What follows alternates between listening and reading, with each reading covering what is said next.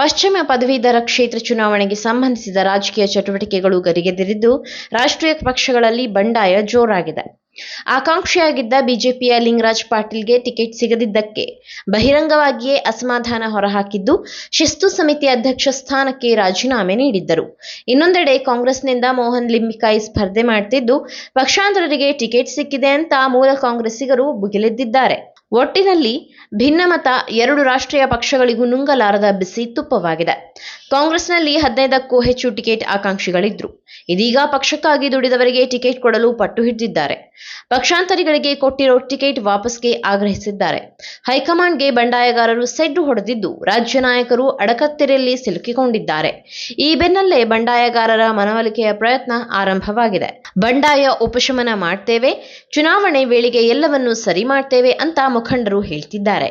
ಆದರೂ ಬಂಡಾಯದ ಬಾವುಟ ಹಾರಿಸಿರೋದ್ರಿಂದ ಪರಿಷತ್ ಚುನಾವಣೆ ಗೊಂದಲದ ಗೂಡಾಗಿ ಪರಿಣಮಿಸಿದೆ. ಈ ಹಿಂದೆ ಕಾಂಗ್ರೆಸ್ ಭದ್ರಕೋಟೆಯಾಗಿದ್ದ ಪಶ್ಚಿಮ ಕ್ಷೇತ್ರದಲ್ಲಿ ಸದ್ಯ ಕಮಲ ಪಡೆ ಬೇರೂರಿದೆ.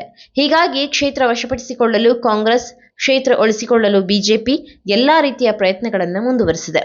ಚುನಾವಣಾ ದಿನಾಂಕ ಘೋಷಣೆ ಹೊಸ್ತಿಲಲ್ಲಿ ಬಂಡಾಯದ ಕಹಳೆ ಮೊಳಗಿದ್ದು ಬಿಜೆಪಿ ಮತ್ತು ಕಾಂಗ್ರೆಸ್ ನಾಯಕರಿಗೆ ಕಸಿವಿಸಿ ಎದುರಾಗಿದೆ.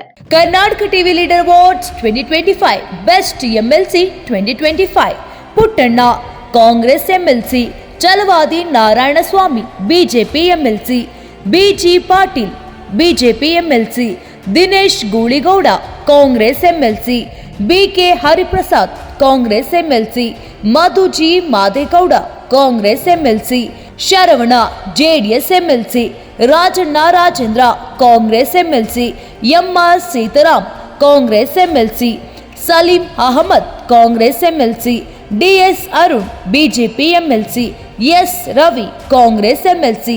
ಕರ್ನಾಟಕ ಟಿವಿ ವಾಟ್ಸ್ಆಪ್ ಚಾನೆಲ್ ಮೂಲಕ ವೋಟ್ ಮಾಡಿ ಹಾಗೂ ಇವರಲ್ಲಿ ಬೆಸ್ಟ್ ಎಂಎಲ್ಸಿ ಯಾರು ಕಮೆಂಟ್ ಮಾಡಿ.